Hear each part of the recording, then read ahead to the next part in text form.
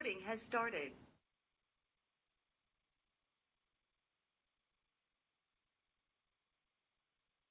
We'll start the chanting. Recording has started. Sahana vavatu sahanau bhanatu sahaviryam karavavahai tejasvinavadhitamastu ma vidvishavahai. Om Shanti Shanti Shanti.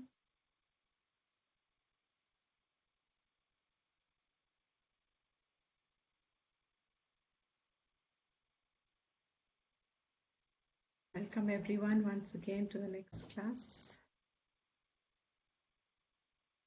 As we said,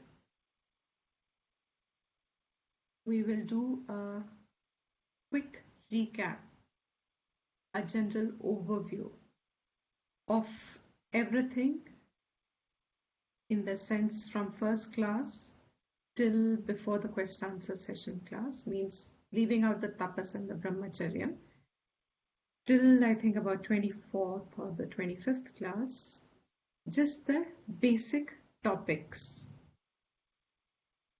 The reason being, especially for all of you who may be hearing it for the first time, I have purposely chosen the approach of covering the topic with its depth as much should be possible, keeping that you are all hearing it for the first time, but definitely because of which, since most of these ideas are heard the first time, some of us can possibly be overwhelmed.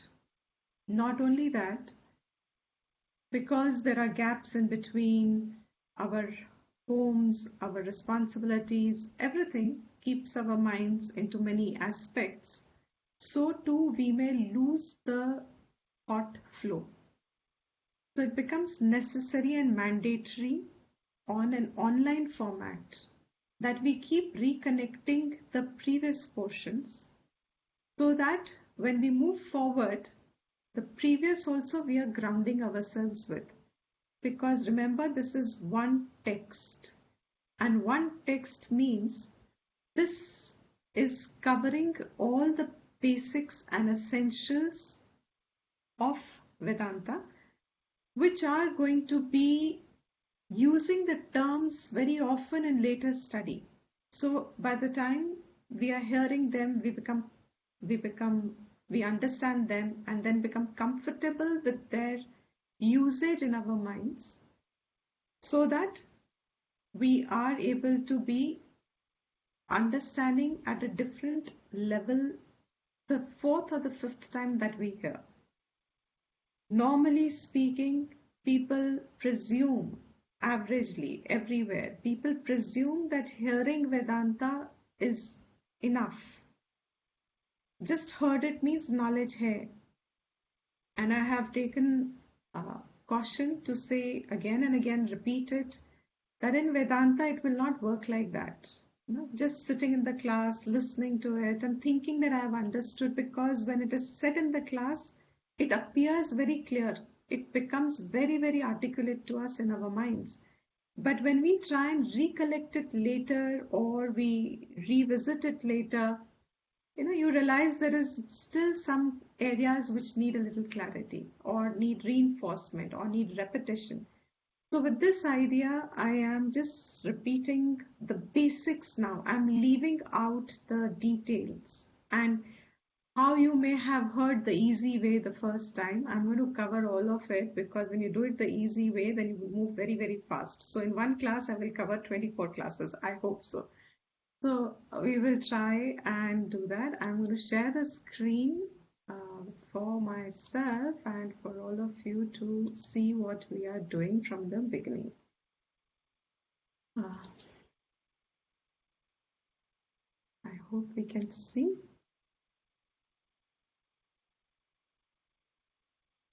So let me start from the very, very beginning, but I will not go into details. As I said, what we need to know is, where is TattvaBodha actually presenting itself in the context of the Vedic literature?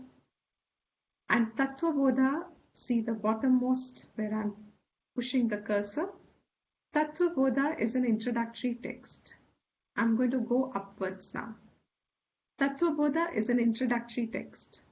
Introductory texts means there are many introductory texts. They are called technically Prakarna Grantha.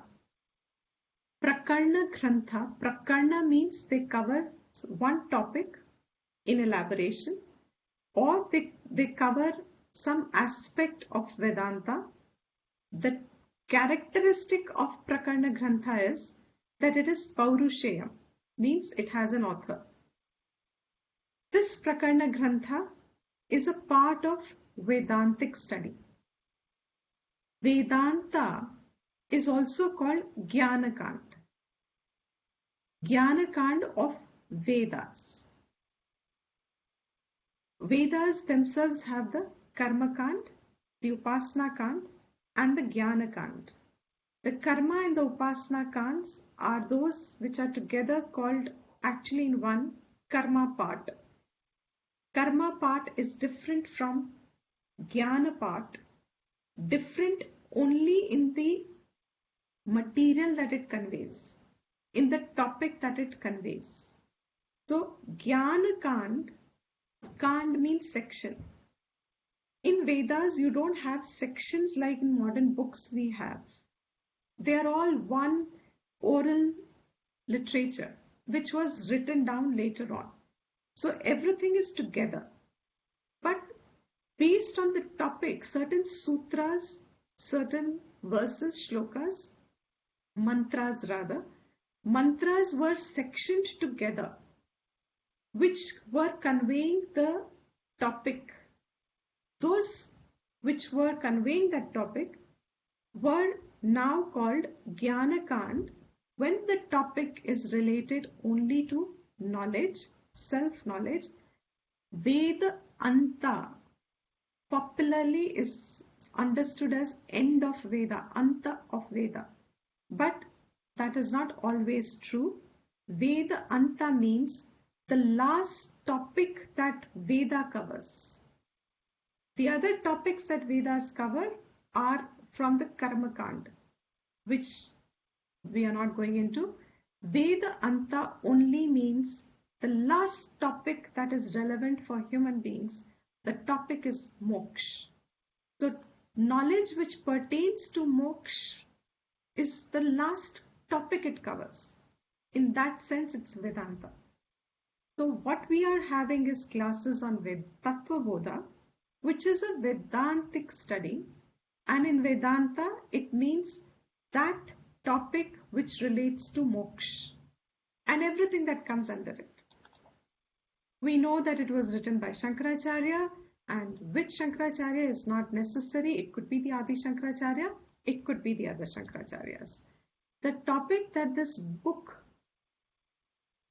covers is all these topics. Eligibility, what is truth, 3 bodies, 3 states, 5 sheets, Atman, creation, Ishvara and Devtas, Jiva means individual, and Ishvara. Then the great Mahavakya, Tattvam Asi.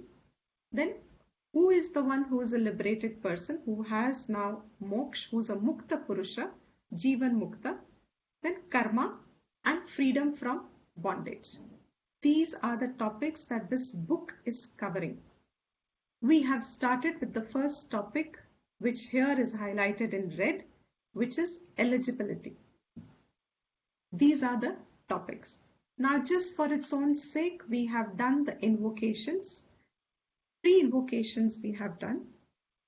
Invocations have a very specific and important part to play in Vedic study, Vedantic study as well.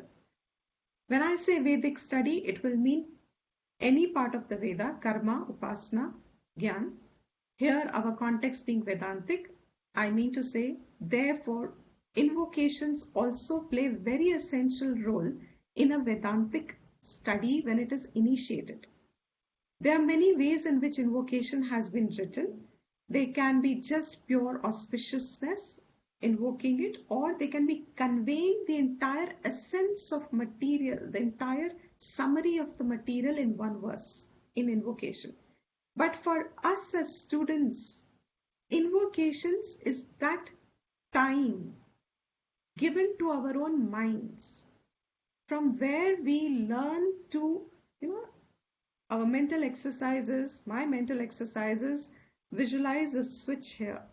सुबह पानी भरना होता है तो हम एक motor का switch on करते हैं ना, सम कुछ घरों में, that switching on, and then जब पानी भर जाता है you have to switch it off. That switch on and switch off is a mental switch. Vedanta needs an exclusive mental attention because the topic is not heard by anyone, and even if you've heard it 1,000 times, it can still convey a new meaning if you're listening to it attentively with qualifications as we'll do. That means invocation serves as that interim stage of switching off from our preoccupations that we were engaged in before the class started, because they all would have employed us as a person. They would have employed our organs of action. We would have employed our personality entirely in doing whatever we were doing before the class started. But when we choose to sit for a Vedanta class, we have to switch off all those engaging thoughts. The capacity of the person to tune to the words of the subject. The words are conveying the meanings. So when the invocation gets chanted, each invocation having its own meaning, the student retunes the mind with the invocation. You are like switching. जैसे music होता है, when you listen to any film music, filmy music, and जैसे जैसे words होते हैं वैसे वैसे हम झूमते हैं, या कुछ images mental आने लगती है, like the songs are. I'm not able to remember any song at the moment, but we know that when we listen to any song, and then you start imagining and songs in your mind also. You started picturizing the song in your own way if you've not seen the movie also, because the words start resonating with you. Now you have to see the example. When the words resonate with you, you visualize yourself in that place. Now this is the same technique that Vedanta, this subject wants from a person. What does it expect in quote-unquote terms? It says that your mind should be so resonating with the words that you identify with them. You start seeing them. You start seeing the truth of those words. You start recognizing the words. You start being one with it. Just as in the song, for that minute you're lost as a person and the words are what you're experiencing. In the same way, when you do the Vedantic study, then whatever you're listening, the tuning is such that you are absorbing it as if it is your own. There's a full attention to it. So invocation serves the purpose of switching off from their previous activities and switching on that faculty where you will not need anything except a very alert, vigilant thinking mind, thinking capacity on a quiet mind. शांत मन में अपना बस विचार वाली शक्ति on रहे, and then I am listening. So invocation serves this purpose. By the way, also, invocation also serves the purpose of producing a certain kind of a karma phal. These are mantras. Mantras, when chanted correctly or incorrect, whether just chanted, are actions. And like any action, they have the results. So invocations are also karmas in that sense, but they are a very different kind of a karma, because these are those words which reveal the meaning of something very subtle, which, as we've done in our classes in detail, our senses are not the means for that knowledge. Our senses are not the means for that knowledge. So to know these meanings correctly will absolutely be based on certain inner qualifications. Now, however much an interest may be there in life, in many lives we have seen that a person is not able to go through the full study of Vedanta. As we just said, Prasthanatraya is a long portion. Normal Vedantic study is a long portion. It takes a few years, and sometimes you have to repeat them a few times. So it takes quite a lot of one's life if one's listening to it for the first time, starting from the first time. And it may take a few years of one's life. So you don't want any obstacles in the gain of the knowledge. Invocation produces this anugraha. It creates a karma phala which is of a very different and a distinct punyam, which is of a nature of keeping the obstacles away from one's life for that moment, at least, when you have chosen for yourself the learning of the scripture, learning of the knowledge. So invocations, when done correctly, as much as is possible, with as much bhavana as possible, you find that these words function at the first level of keeping obstacles at bay by generating the karma. Second is because they are impregnated with meaning. As much you keep repeating them, the meaning, as your knowledge gets clear, the meaning unfolds itself, other than the intellectual meaning. Intellectual meaning is the easiest to grasp in Vedanta. But the meaning that you identify with, that is supportive of transformation, that meaning from intellectual journey to recognizing the meaning, not just understanding the meaning. Because the Vedas, Vedanta is purely recognition. So when you recognize the meaning, that's where the knowledge becomes yours. So invocation helps to keep the obstacles at bay, and at the same time they are full of meaning. Therefore you are allowing the mind to dwell on the meaning of the words. So three things it does. First, laukika meaning, secular meaning, day-to-day life we are engaged with, heavily active in our own minds and environments, switching it off from there, concentrating, focusing on what the subject is with as much emptiness in ourselves as possible, with thinking capacity on and only a quiet mind. You just listen to the words, trying to understand them. First thing. Second, it generates the punyam to keep away the obstacles. And third is, it reveals the meaning. So this particular mantra, Sahana Bhavatu, is, though not a part of this text, nowhere close around, and need not be done with this subject at all. But in most of the Vedantic classes and everywhere in the world, this particular mantra has become very famous. And so, just for its own sake, so that you should know that you know it, we've taken this mantra also. Comes from Krishna Yajurved and seen in certain Upanishads like Taittiriya Upanishad, where you invoke before you start the study.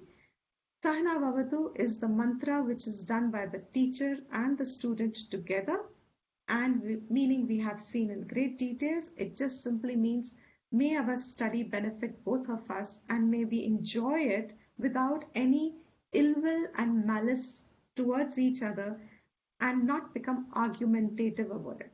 So, in other words, the teacher and the student commit themselves to a common goal and not to personal goals. So, when you have a common goal, the teacher has a common goal of transacting the knowledge, just the knowledge, for the sake of the knowledge, and the student is learning the knowledge, just the knowledge, for the sake of the knowledge. Both get their own benefits by their own side. So, this particular verse is done, invocation is done for that. And not being a part of it, we are not doing it every time, but just so that you know it, we are repeating it enough. And then we start with the main invocation of this text, written, presumed by Shankaracharya himself, where he is revealing that his own guru, it could mean who was Vasudev, it could mean Krishna, who is the greatest amongst all the yogis. To him I bow down in elaboration of this text, that knower, the giver of the knowledge is Krishna himself, Vasudeva himself, Guru himself. And I do this work, he's stating his sankalpa, he's stating his intention. I'm writing this work only for the sake of mumukshus. Who should be interested in Vedanta? Vedanta is a topic of Jnanakand. Jnanakand deals with moksha. So who should be the interested person? The interested person is called a mumukshu, desirous of moksha.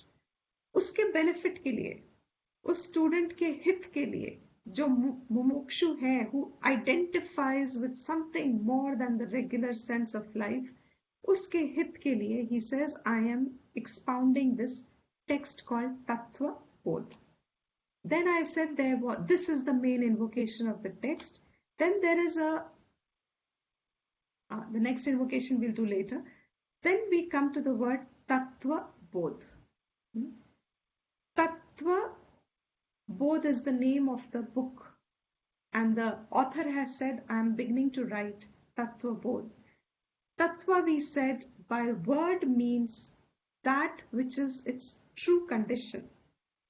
Changeless state, its basic essential nature, that which is without which it will not be. That is called tattva. Example we took was pot and clay, gold and ornaments. You don't find any clay pot without clay, but you can find clay without it becoming a pot. In the same way, gold can be as gold, but you can have many ornaments made out of gold. Ornaments become specific, pots are specific, usage, utility, but their essential ingredient without which they will not be what they are, that essential ingredient is tattva. So when you see an ornament, say a bangle, and you say, kiska bana hua hai? Ye kis cheez se bana hua hai? And it can be just a gold polish on it. So you need to be very careful. What is the material of this bangle? When you are asking for that material, you are asking for the essence. Basic material kya hai iska? The essence of which it is made. Question here is, what is the essence of the world? What is the material of the world? दुनिया का तत्व क्या है? That tattva is the topic of Vedanta. In one word, it is Brahman, but we will arrive at it. So, question is, इस जगत का, जिंदगी का, life का तत्व क्या है? What is the essence of it? Then I said, Tattva is TattvaBodha, and one of you have mentioned in your answers that we've probably not covered it, and which I think you're right. Maybe I did skip it because I skipped this particular portion thinking it was getting too technical for you to begin with. Tattva word is seen different. There are different numbers of tattvas given in different schools. So like Nyaya school will have, they'll say there are 16 tattvas, etc. But we in Jnanakand, which is the Uttara Mimamsa, we say there is only one tattva, which is Brahman. So all the different schools will elaborate tattva as different numbers. That's their school of thought. But Vedanta says there is only one tattva of everything in the world. Sab kuch. Whenever, wherever, whatever is called the world, uska tattva ek hi hai, uska material ek hi hai.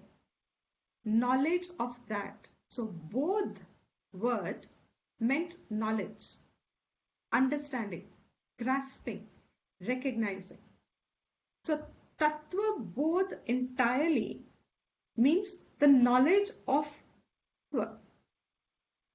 that essential material with which world is made of. Knowledge of that.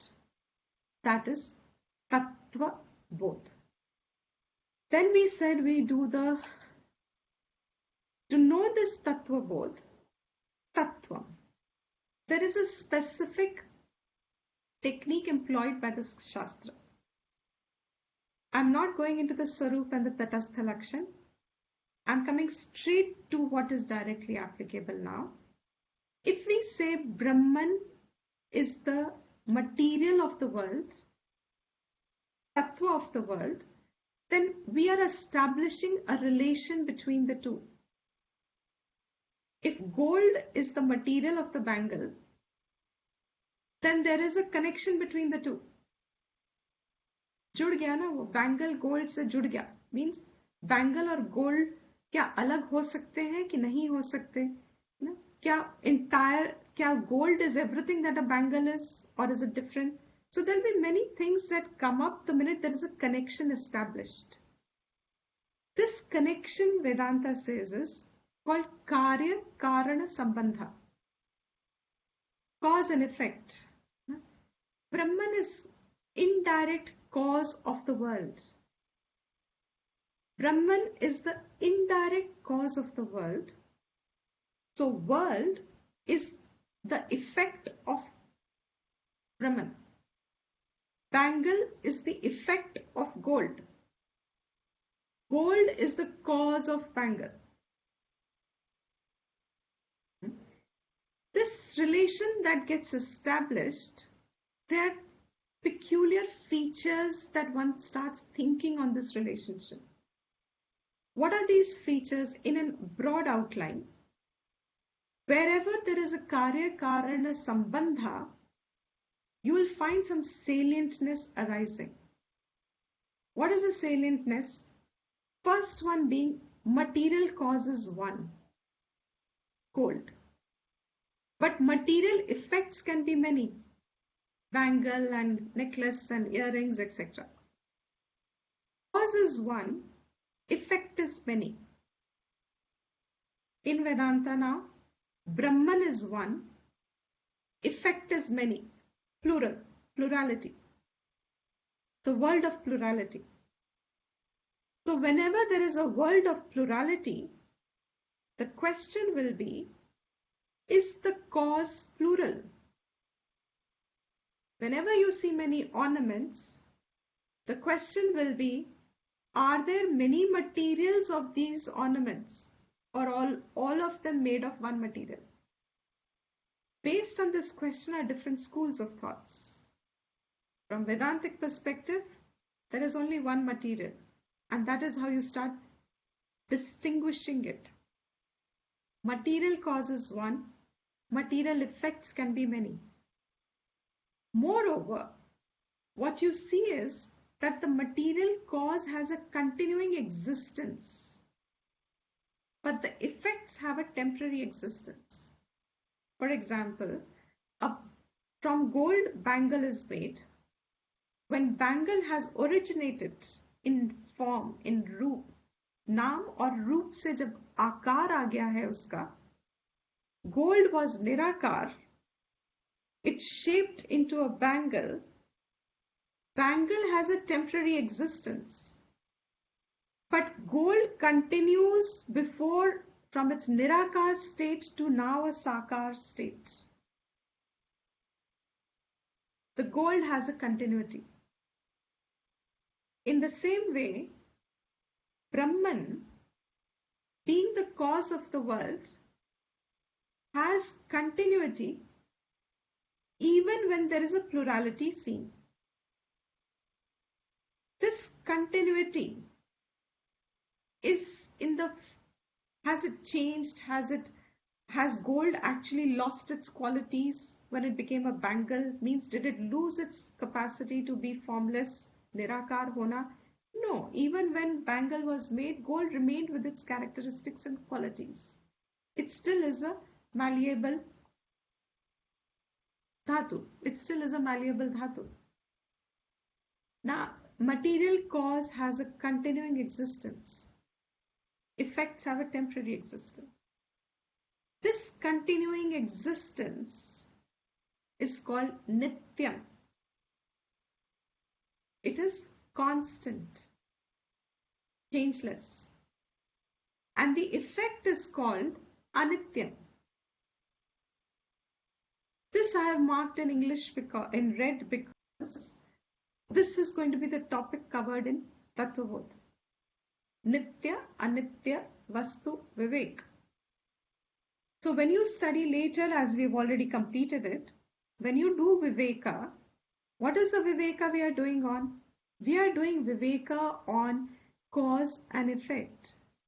We are seeing what has a continuity and what has a discontinuity, has a temporary continuity, has a partial appearance, has a temporary appearance. Cause is nityam, effect is anityam. Moreover, very essential part, cause is always independent of its creation. Effect. Cause is always independent existence of its creation. Creation has, its effect has a dependent existence. Example, bangle needs gold to be a bangle, but gold does not need bangle to be gold. So there is this independence of existence is absolutely underlying factor. That independent existence is called Satyam. That Nityam is Satyam. It has an independent existence. Effect has a dependent existence. Means as long as the cause is there, the effect is seen. But the effect is not permanent. Bangle can lose its bangleness and become chain tomorrow. It can become something else. So whatever has a dependent existence is called mithya. Temporary existence. Moreover, qualities and attributes of the effect that you see in the bangle, say, are actually all the qualities of the material, gold, the cause. So in the world, whatever you see as if it is changeless, you see as if it's eternal, you see as if there seems to be no beginning and no end of the world. Even when you see changes, you just think it is always there. All these are actually the qualities of the changeless, of the cause, that one tattva. This is the basic sambandha. To derive at what is the tattvam, how will you discern? A few pointers have been given. So knowledge of this is what gets elaborated throughout Vedanta. Then there was a third invocation that we did, which we said is not really in some, there's a Pathantaram, and in some books it is, in some books it is not, which is, but I have included it because it's a very beautiful invocation, complete in itself. Also, something that one can meditate upon as adhikaratvam. It becomes karma, it can be upasana, and it is gyan. All three are included in this invocation, and this we did in a lot of details, every word of it. Nityam meaning eternal, and in eternal we said it, differentiating it from kutastha nityatvam and pravaha nityatvam. Kutastha means that which is like a anchor, which is like unshaken. It is and it is kuta, steady, stationary. Means it never ever shakes itself. So what is this tattvam? What is Brahman? It is nityam. It is unlike the eternal flow of river, pravaha nityam, that we saw. It is not like that, because world is pravaha nityam, changingly changing and changelessly changing. It appears to be always there. That is a pravaha nityatvam. But you differentiate it from that which is kutastha nityam, which is the point here. World is coming and going. My names and forms come and go. My body goes through all its changes. But what is that which is kutastha is the topic, and to be discovered, to be understood, which is Brahman, which is the truth. Then the word was Shuddham. Shuddham means this essence, this Tattvam, Brahman, is pure. Absolutely pure intrinsically. There is no mala there. There is no impurity in it. Pure means it has got no addition of anything else. It alone is in its natural state. Nirabhasam meant that it has no projections. Means it has no capacity to veil itself and become something else. Means it doesn't project and alter reality. Nirabhasam has no abhas. Nirakaram, it is formless. Niranjanam, it is without blemish. Means extrinsically you cannot add any impurity to it. You know that Hindi ka kahavat, chand pe bhi daag hai. So actually before science it was a great poetry. Chand pe bhi daag hai. Science has demolished the poetry out of us, because now you know a daag nahi hai, wo crater hai. It's like, so you can't see a daag anymore over there. But when you don't see a daag there, and then you suddenly realize, oh, chand itna sundar hai, uspe bhi kuch na kuch kami hai. So what is this tattvam, Brahman? Does it have something like that within itself? No, it is niranjanam. It is, you cannot see anything from, you cannot find, it is pure, shuddham, and it is niranjanam. Extrinsically, intrinsically, it is pure. Then came now more Vedantic approaches. TattvaBodha. It is something that is always known. It is not to be known. This Tattvam, this Brahman is ever known, and this is a great clincher in thought. It's ever known as your experience. Within your experience, within your knowledge, it is something that is recognizable if you pay attention to it. It is ever known. It is not something that you will know. Then it is what? Chidanandam. Chidanandam is Chit Anandam. It is of the nature of pure consciousness. And wherever there is pure consciousness, there is knowledge. You cannot separate consciousness and knowledge from each other. Your capacity to know is related to your capacity to be conscious. Anandam, wherever there is consciousness and joy, knowledge, it is Anandam. There is no sorrow, there is no dukkham there. And he puts all these as qualities of Brahman and personifies Brahman as the Guru and says, to that Brahman I bow down. So this particular invocation is actually something that in the morning, if you can do the first thing, for anybody who is serious in their Vedantic study and you want to take strides in it, This is something that you remember. That's why I said try and remember this, and I'm repeating it every class so that by default we will start remembering the words. And one day you will realize that you already know them, and when you know them, then starts the part of mentally allowing the mind to revel in these words. Stay with these words. So all of this is ultimately he's just doing it as an invocation to the Guru, to Brahman, in other words. But when it comes to knowledge, these are the way it will reveal itself. And then we start with the text actual, how the text starts after the invocation. The very first verse of it is Sadhana Chatushtaya Sampanna Adhikarinam. For those adhikaris who are endowed with sampann hai, endowed with what? Sadhana Chatushtaya. Who are those? Why are they endowed with? Means what is the necessity for it? Because this sadhana chatushtayam is moksha sadhana, is itself means for moksha. Sadhana bhutvam.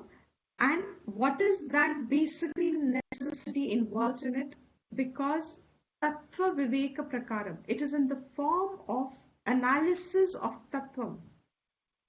तत्व के ऊपर विवेक है is the topic. Thinking about it, discerning it, not just mere what is to be done, what is to be eaten, and not normal vichar, but vivek.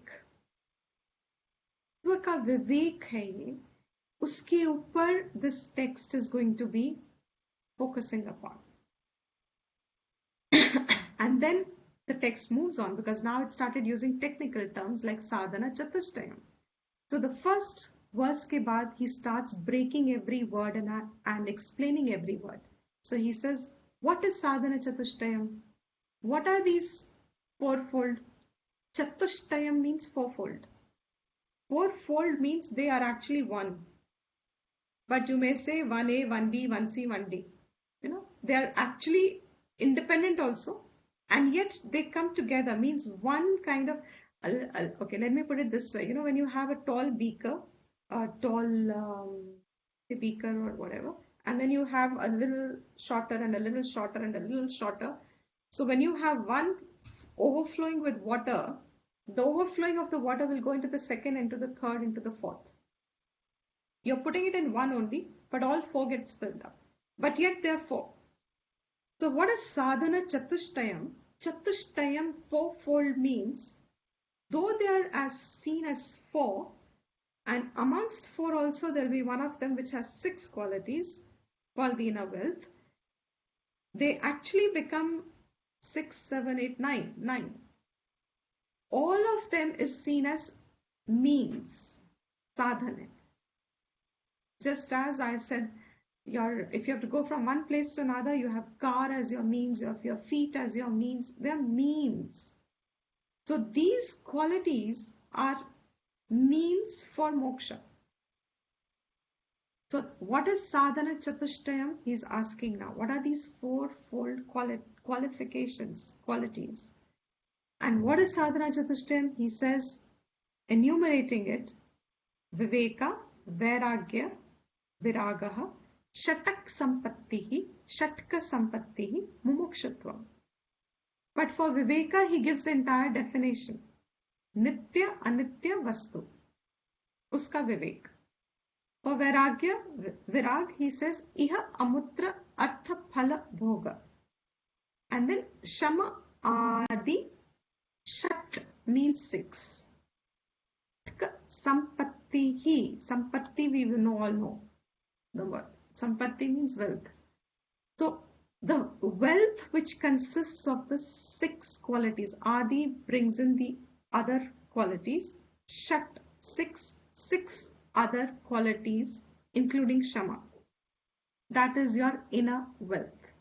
And Mumukshutvam means also the desire for moksha. Jisme bhi hai wo. But he's going to elaborate each one of them. Now we came to the first one, and very important, he starts with, because in the previous verse he said Nitya Anitya Vastu Vivekaha as the first qualification. So the question is, what is Nitya Anitya Vastu Vivek? क्या कहते हैं इसको? And he gave the answer, Nitya Vastu Ekam Brahma. This Nitya is only one Brahman. And now I think today, since we're just doing an overview, you will connect the whole thing together. That TattvaBodha is the essence, and that essence is what is the material cause of the entire Jagat. That is Brahman. That is Nityam, changeless. Arriving at that Brahman, Tat Vyatiriktam, everything other than that, whatever you see other than this, which means entire plurality that you don't recognize as Brahman, whatever else you call it, plants, animals, life, science, fiction, planets and aliens and everything, mountains and river, everything that you do not recognize as Brahman in your mind, whatever else you see there, instead of seeing it as Brahman, if you see anything else instead of Brahman, means you are imposing a name and a form on something, you are seeing some limitation there, that is Tat Vyatiriktam. Sarvam Anityam, all of it is Anitya. Now you can go back to Karya Karana and you can see how it relates to itself in thinking. So whatever you are recognizing in the world has a temporary existence. This temporary existence is, of course, called mithya here, but important is to be able to discern the Nityam, Brahman, and Anityam, which is the world here. Ayam eva. This alone is called Nitya Anitya Vastu Vivekaha. So your capacity to reflect, to discern, to reflect, and arrive in your mind in a proper manner, legitimate manner, not just faith-based hearing, but your own arriving at your conclusion, that eureka moment kind of a thing. And it's not easy. All of us know eureka did not happen in one first experiment. So it takes a lot of discernment to arrive at what is the essence of the world. What is that Viveka process called? He says, arriving at what is that one Brahman, everything else is Anityam, is called Vivekaha. And then we went into a little understanding of what is Viveka, because that is the primary employment here. And we said the capacity to examine the world. Lok pariksha ki shakti means vichar, vivek ek shakti hai. Your capacity to discern. And here lok meant not just the earth, but wherever life can express itself. It can be Mars, it can be Venus, that is what we all only know. But Veda says that there are lokas like Swargaloka and Patal Loka and 14, mentioned it in the passing, there are 14 lokas in between. According to your karma phala, you are born somewhere or the other. You express life, you see yourself in life. According to your karma phala, your capacity to arrive at how life is here, or say how life can be in Swargam, will it be any different? Oh, pariksha, think about it. If there's a temptation for better life tomorrow, for eternal life tomorrow, is it possible in any loka? So just mere accepting it to say that there are 14 lokas and okay, if you die here, you're born somewhere else. No, you start questioning, will life be any different there? Like Indra Lok hai, supposing. क्या इंदिरा जी का जन्म, क्या इंदिरा जी का जीवन, how is it different from Manushya Jivan, etc. So capacity to reflect, analyze what is life constituted of. Because Vivek is the only Shakti that can separate out. That is why we did it in a little details in the previous classes. Vivek is not mere vichar. It is your capacity to separate out what appears as mixed, as one, but they are different, distinct. Prithak bhave is the root, meaning alag karna. So what has appeared as one, like I said, milk appears as one, but the swan apparently takes out the milk solids and water from it. It can separate them. Vivek means your capacity to separate out, example, the world that appears as one. Is one world ki reality, this is real for us. Separating out the Nityam and the Anityam in this world. What contributes to the Nityatvam in the world and what contributes to the Anityatvam in the world?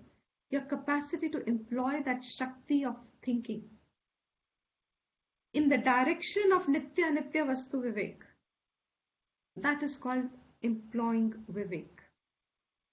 All human beings have it, but it needs development. It needs effort, and that is where the word tapas also came in. Gyan is a great tapas. And then we brought in a few quotations, means few examples from other texts, and this one very clearly, very famous again in Viveka Chudamani, again another Vedantic Prakarna Grantha, covers all the topics. Here it said, Brahma Satyam. Brahman is that one truth, changeless. Jagat Mithya. The world is Mithya, appears real, but has a temporary existence. Go back to all the qualities of the Karya Karana. Satyam is Brahman, Jagat is Mithya. Iti evam rupaha vinishchaha. Thinking about it. Certainly. Vinishchaha. Certainly. निश्चित करके. निश्चित करो इस बात को कि सत्य क्या है और मिथ्या क्या है. उसको निश्चय करके arriving at it. Aha ayam. Only that is called nitya anitya vastu vivekaha samudarataha. Means it is well said to be nitya anitya vastu vivekaha. So employing the thinking capacity, Vivek Shakti, to conclusively arrive at what is Nityam and what is Anityam. And if we start thinking along this, trust us,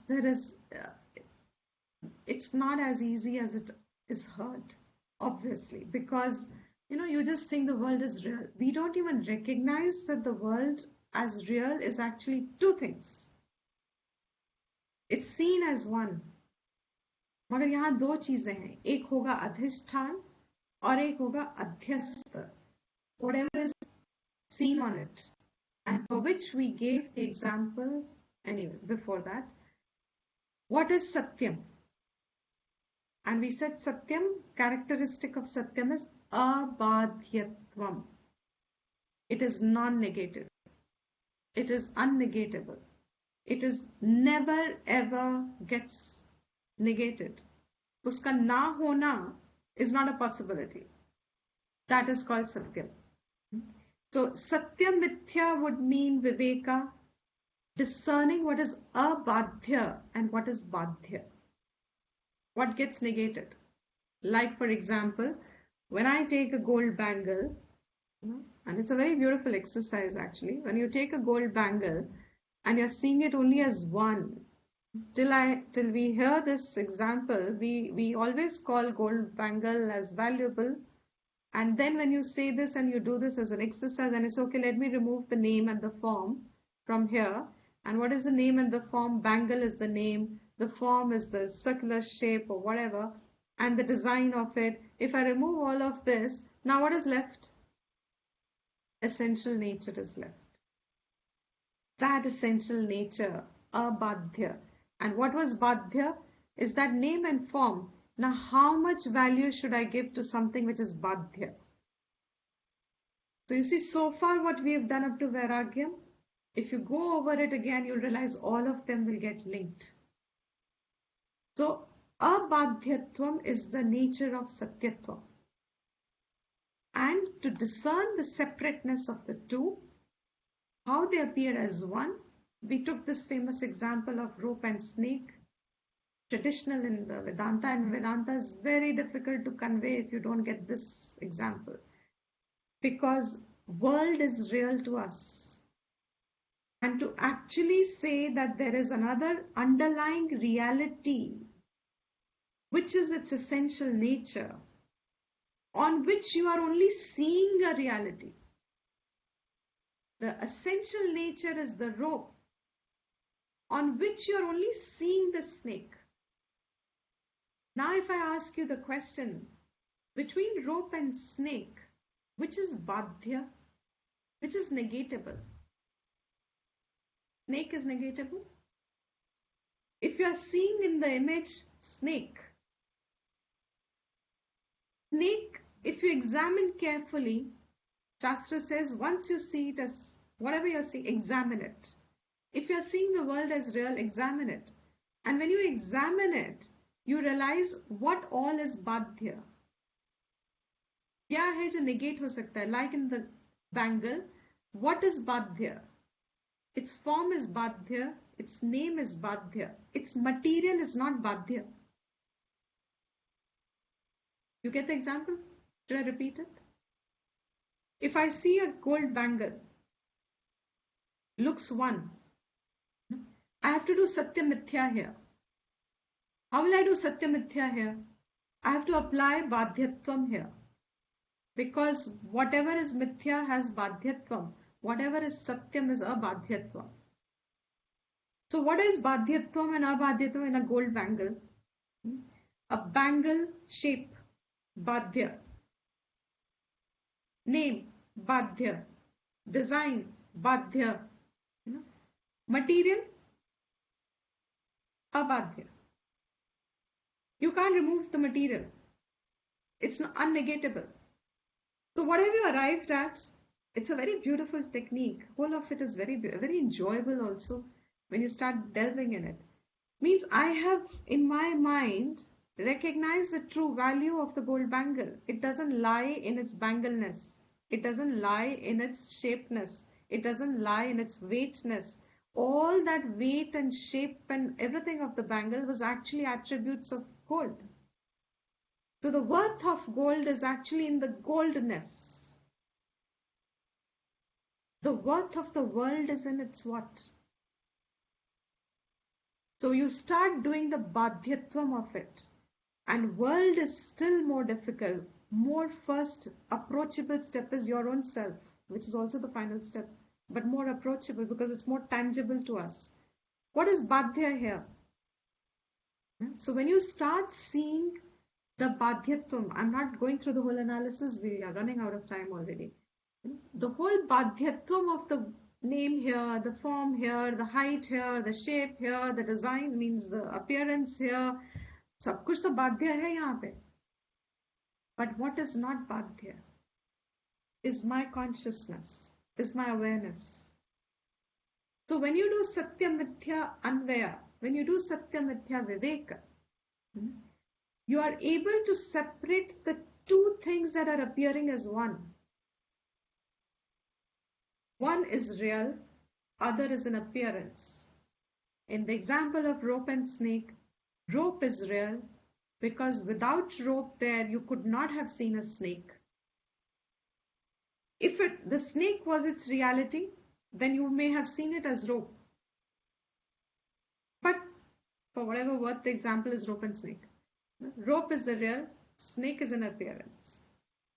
And that is a particular kind of an imposition. I'm going to continue for a little while more.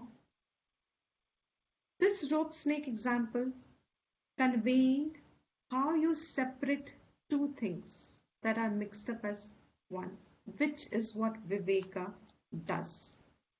So you find in Satya Mithya, another example we took was whatever has adhishthana, swa adhishthana nishtha, atyanta abhava, pratiyogitvam mithyatvam.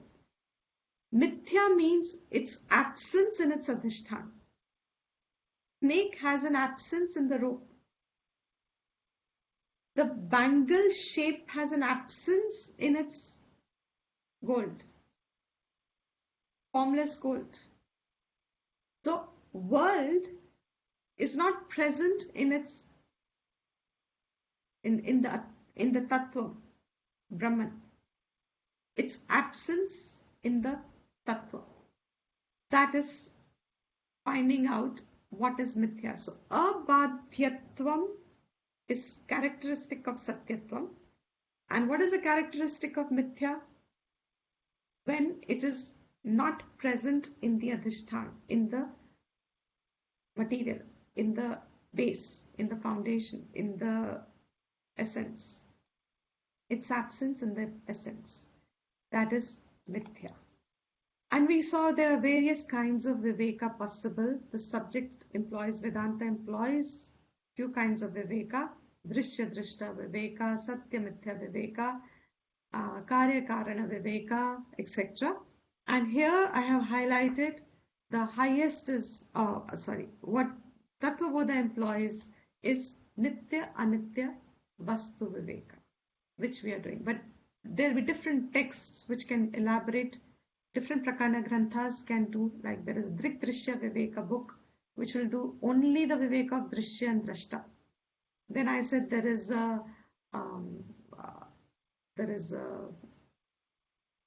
Panchadashi, which will also cover a lot of Panchakosha Viveka. Then there is Avasthatraya is covered in Mandukya Upanishad. So different texts are emphasizing to draw to human attention, develop its capacity to think clearly on the material, which is truth. How to discover that. And then there was another thing that I mentioned in a passing, another characteristic with which you can discover the anityatvam. And these are the three things that Shastra says. Wherever you find these three, that is anityam. One principle was yat kritakam tad anityam. Whatever is a product of karma, that is anityam. Whatever is born, kritakam, jo kiya gaya hai, whatever is worthy of doing will always be temporary. Yat adhyastam tat anitya. Whatever is imposed is anitya. Yat drishtam tan nashtam. This is very beautiful. Whatever is seen is destructible. Means whatever you see with your eyes, whatever gets seen, and we call whatever is seen as real. It's one of the ways to figure out what is real is because I see it. And Shastra says whatever is seen is destructible. This destructible means it is anityam. So you saw we gave pointers to what is anityam, what is nityam. Definition: Brahman alone is nityam. Tat vyatiriktam, everything is anityam. How do you discover the anityatvam? One is what is satyam, what is badhya, mithya, and then what are all the characteristics of anityam? And nityam is between kutastha and pravaha. Kutastha is the real nityam. So all of it becomes one vision. And then we move on to the second topic in the list, viragaha kaha. And there you saw in the Sadhana Chatushtayam, he gave the 4 definitions, and in that he said, Iha Swarga Bhogeshu Ichha Rahityam. And since this is very recently done, I'm sure you all will be able to recollect it faster. Iha, here, Swarga Bhoga Ichha Rahityam. Any want of fulfillment here in the world or later anywhere, like Swarga Sukha, etc., uska absence was called viraga. And we went into elaboration like we did for Vivek, we went into elaboration for Vairagyam. What really is Vairagyam? To understand that, you realize its characteristic is coming from the word rag and virag. And Vairagya is its status, which means wherever there is a drida raga, means rag is not drid, adrida raga dveshavatvam.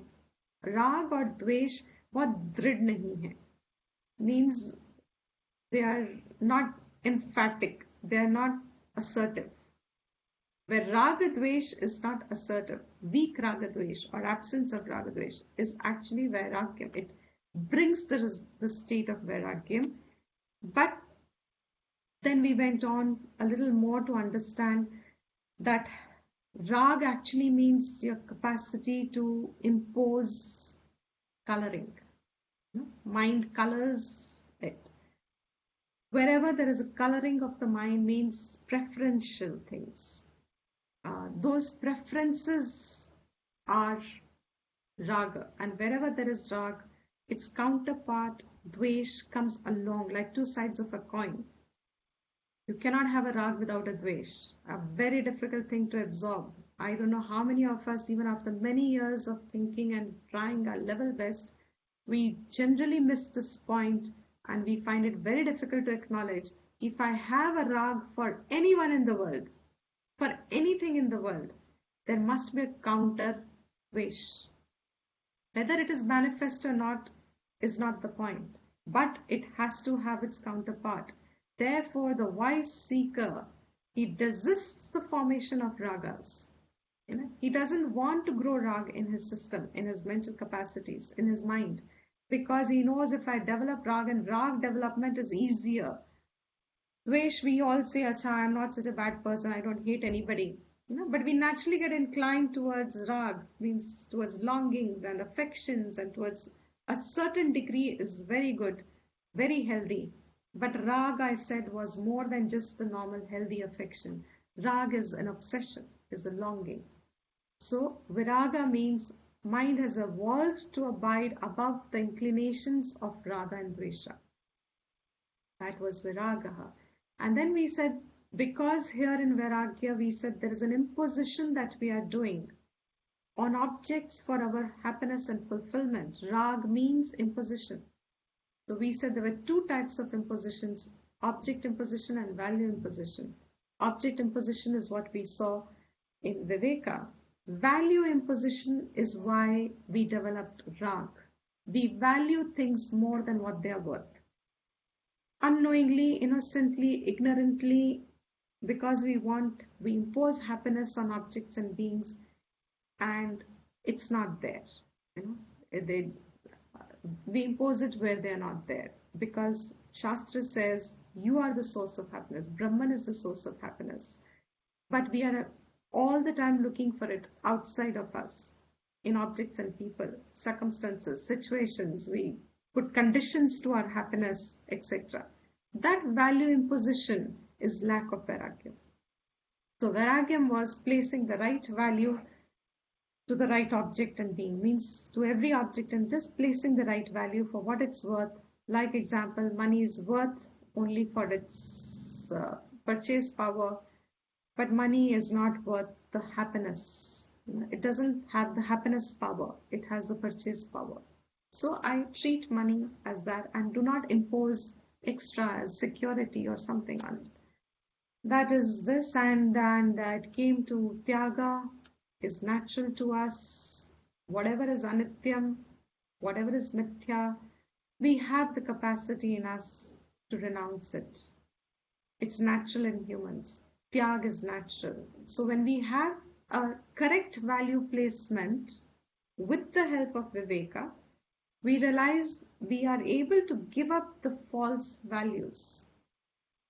That giving up tyag of the exaggerated value system that I hold for objects and people is called vairagya. And for everything that is anityam, the world, life, everything, you finally start placing a correct value. And then the verse itself, I just give the word meaning here. Iha amutra artha phala bhoga viragaha. We've already done this. Iha is here in the word. Amutra means there, swarga. Artha phala bhoga, because we are constantly imposing on, artha means objects. We are imposing happiness on objects. We want them. Therefore, when a person develops the right value, he develops vairagyam enough to not get attracted to fanciful things. And those fanciful notions, projections is what we call was Shobnadhyasa. And same thing, Swarga Bhogeshu Ichcharahityam.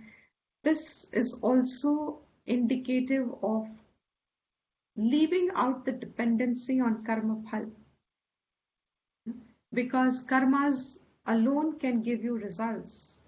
And when I get attached and dependent on those results, I am wanting some sukh or the other in the future.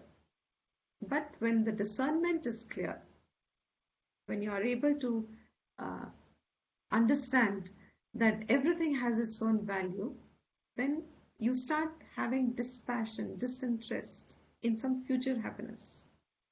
And when you're not working for a future happiness, take your guess. What will you be? You will start delving in your present happiness. When you stop working for a future happiness, you're but naturally going to come closer to your present happiness. That is what Vairagyam does. It brings a person closer. And then we just said one more, what is not Vairagyam, because people get confused with all kinds of giving up as Vairagyam. All kinds of giving up is not Vairagyam. Only Viveka based is Vairagyam. Suppression, giving up out of Dvesha, revulsion for objects, or running away from responsibilities or relations, or just spontaneously एकदम impulse आ गया छोड़ देने का because बहुत तकलीफ हो रही है उसमें. All this is not Vairagyam. Unless only you've placed the right value by your thinking, only then Vairagyam will be possible. You can fake Vairagyam, but fake Vairagyam is not advisable. It's dangerous. So better is to be a Ragi than to be a fake Vairagi. You know how difficult is that? You know, it's like Ragi is a Shastra says अच्छा है अगर आप दुनिया में बहुत attached, go-getter and ambitious. That is much better a state to be than faking yourself to be a Vairagi. I'm not interested, I don't want anything, and I am all fine by myself. In the name of contentment, when you start pretending Vairagya, and not knowingly, many people just do it innocently, ignorantly, but they're not honest to themselves. If you want something, you have a value for something, Shastra is very clear to human beings, work for it. But to work for it would mean then start also working to learn to grow out of the need for such things. That would be employing the Viveka. And then one of the best things that Shastra has given us, and it's a very useful tool, very, very useful tool in a spiritual journey, is Pratipaksha Bhavna. Every time the mind gets carried away by Shobhana Dhyasa, मुझे ये चाहिए, मुझे वो चाहिए, I start imposing value of my happiness on objects and beings and some future conditions, you know, when the virus goes away, I will be a happier person, you know, this happens and this will happen, when that happens and I will do this, and all these conditional states of life means you are imposing it on something. That means you will have to work on your mind. And Pratipaksha, we also did in great details, Vitarka Badhane Pratipaksha Bhavanam. Whatever you do to manage your mind again, seeing it from the other point of view, to bring balance back to your mind, to let the mind dwell on giving up its extra value rather than obsessive about the extra value. That thinking force is called Pratipaksha Bhavana. That is a very useful aid to develop Vairagyam according to yoga school, but Vedanta accepts it. So with this, I think we have covered, yes, we have covered the entire revision of 24 classes. and how you may have wished, some of you may be wishing, काश ये सब एक दिन में हो गया होता. You took 24 classes to do all this, 25 classes to do all this, 25 hours and more of that. But you will realize later on what a great blessing. It is always so much easier to come back to simpler format, but it's very difficult to make the mind from simple to more complex. It's easier to start bringing to the complex more, concepts that are anyway going to be used. Better learn them faster than later, and then as you come to the Mahavakya portion, this continuity you will see. So tomorrow we will start with Shat Sampatti, the 6 inner qualities, and each one of them is now, you will recognize, from Viveka to Vairagya to Shat Sampatti. Each of them is going to be like those 4 beakers.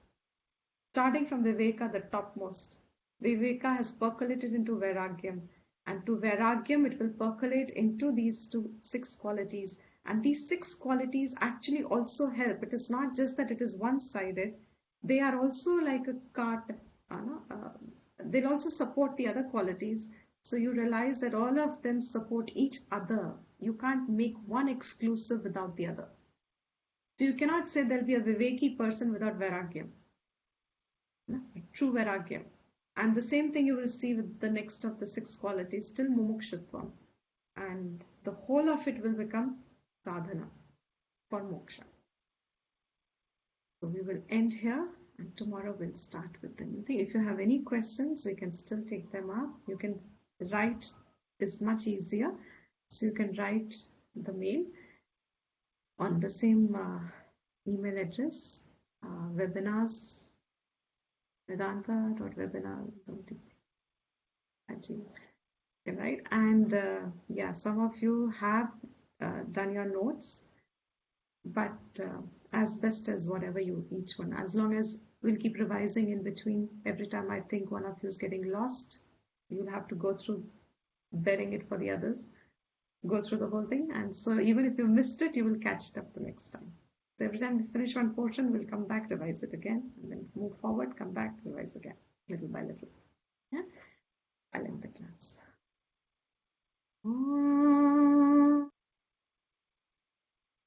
सर्वे भवन्तु सुखिनः, सर्वे सन्तु निरामयाः, सर्वे भद्राणि पश्यन्तु, मा कश्चित् दुःखभाग्